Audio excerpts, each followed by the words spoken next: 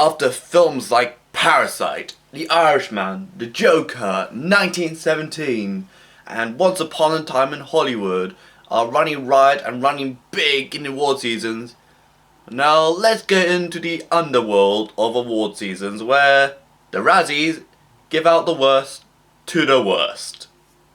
Yep, this type of award show exists. Hello, my name's Elijah Wells, and today we are looking at the Razzie nominations. Even though there's no dates exactly when the awards are coming out, I think one person said on Instagram it could be on Saturday. If so, that's today or next Saturday. But nevertheless, let's check out the nominees one by one. For Worst Picture, Cats, The Fanatic, The Haunting of Sharon Tate, The Medea Family Funeral, and Rambo Last Blood. All I can say is, how does Don't Save Us from the Flames go from MA3 Before Dawn Heals Us? Oh wait, it's a song about a song burning in a car crash, because these movies are like some burning in a car crash. Damn, Cats got so bad there was like a reprint film had come out after there was some notably unfinished CG shots of the film. Fanatic, I'm assuming this is what a middle-aged man thinks how autistic people interact. Like, they all have mullets, they wear like a summer clothing, and they get incredibly aggressive and are overly obsessive. I felt like, okay, like, whose mindset was that? The Haunting of Sharon Tate is how I imagine that if you, for Once Upon a Time in Hollywood wasn't enough for your cravings, then this one is just as appetizing as a moldy banana. A Medea Family Funeral, I don't know, I'm British, so it's probably big in America. Then Rambo Last Blood. Yeah, let's root for a xenophobic, brutally violent man with a middle-age crisis. Like, yeah. I think the winner of that is gonna have to be Cats, because when that film came out, it was like a train exploding, and it probably just wiped out an entire village. Like, yikes. For Worst Actor, there's James Franco, Zerophil, David Harbour for Hellboy, Matthew McConaughey, alright, for Serenity, Sylvester Stallone in Rambo Last Blood, John Travolta, The Fanatic, and Trading Paint.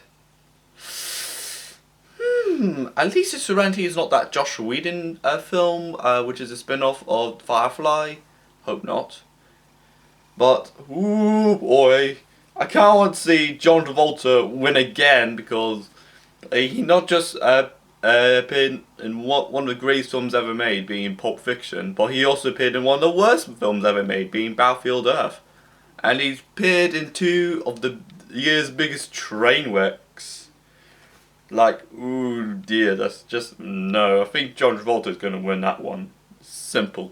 For Worst Actress, there's Hilary Duff for The Haunting of Sharon Tate, Anne Hathaway for The Hustle and Serenity, Francesca Hayward for The Cats, Tyler Perry for Medea Family Funeral, and Rebel Wilson for The Hustle.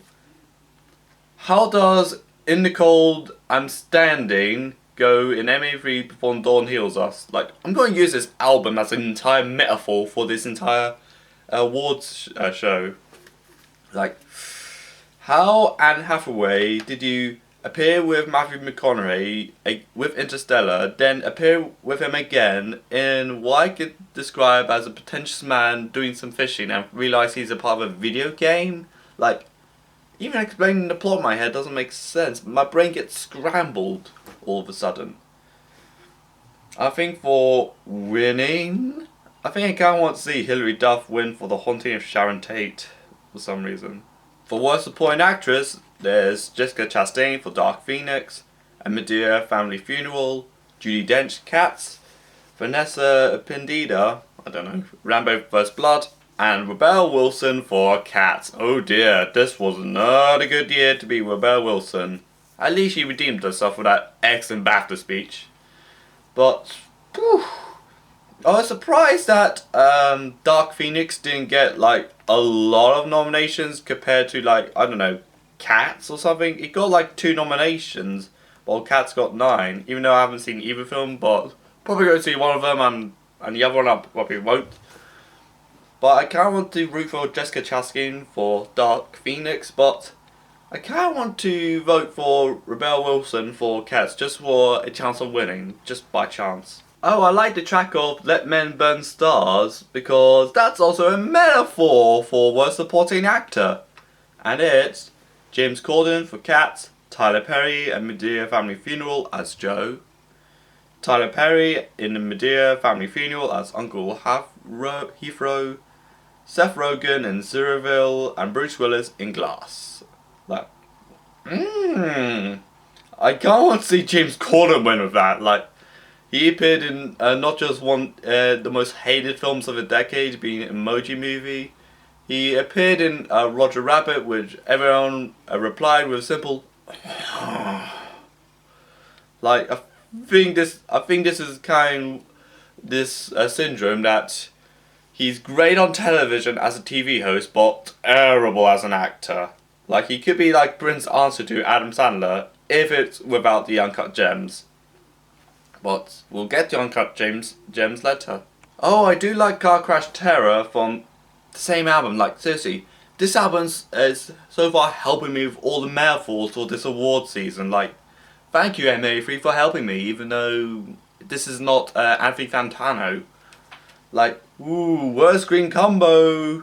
We have any two half feline, half human hairballs from Cats, Jason Derulo and his CGI nurtured dick piece from Cats, Tyler Perry and Tyler Perry or Tyler Perry for Medea Family Funeral, Sylvester Stallone and his appointed rage for Rambo Last Blood, and John Travolta in any screenplay he's given. Oh boy. I wish it could be given to like two of them. Like, I want to see either Jason Derulo for his CG nurtured balls for Cats, or John Travolta in any screenplay he encounters. Like, I swear John Travolta is like in a downward spiral at the moment. Like, he never like emotionally or mentally recovered from Battlefield Earth, even though it came out like 20 years ago. Like it's just going further down the pit of whatever film he would get. Like, he'll probably get a role of like a 17-year-old, written for a 17-year-old. Like, he'll honestly choose that, or he would even choose a movie if a tornado would be spawned out of his ass or something, or he can actively activate black holes or something. I think John Travolta's going to accept these screenplays at this rate. Oh, I do like the soundtrack of Lower Your Eyelids to Die with the Sun from... Okay, I better stop using that album for my metaphors, because I need to rely on my own jokes, like the Razzies, because they rely on pop culture references. But now, who's going to lower their eyelids to die with their career with Worst Director? We have Fred Rust for The Fanatic, James Franco for Zerophil, Adrian Gunberg for Rambo Last Blood, Tom Hooper for Cats, and Neil Marshall for Hellboy. Like, how? James Franco, you directed like The Disaster Artist. I really like that movie. How did you like get along with Zeroville? Like, then it only got even worse when Tom Hooper was directed Cats. Like, how? You directed King's Speech, one of my all-time favourite films. You directed Les Miserables, and you directed Danish Girl. Like, how did you get this low? Like, I don't know you can go that low. But I think Tom Hooper's going to win this one. Just to how the movie is just so badly introduced for people that were not too well known to the musical. Like, it just, it relies on you to watch the musical before watching the movie. Like, it doesn't really stand up on its own from what I've heard from the reviews. Like, if you watch this movie not the musical, you'll probably most likely be confused. For worst screenplay, there's Cats, The Haunting of Sharon Tate, Hellboy, A Medea Family Funeral, and Rambo Last Blood, and my enthusiasm just ran out at that point. I think it's going to go to Cats again, because from what I heard, it's mainly a botched up version of the musical, or a lot of cat puns. That's what I've heard from the reviews of this movie. either a botched up version of the original musical, or cat puns. Choose your poison. For worst remake, rip-off and sequel, there's Dark Phoenix, Godzilla King of Monsters, Hellboy, A Medea Family Funeral, Rambo Last Blood. I really did not like Godzilla King of Monsters, but if it's rooting for the Razzies, I can't want to see Rambo Last Blood win, because apparently this is considered the worst out of all the Rambos that came out. Like, I think this movie is so powerful it could kill that entire franchise, like Superman 4 Quest for Peace bad, or Transformers Last Night bad. I think that one may have just shot it in the head, like Jarvis Gambino in This Is America, like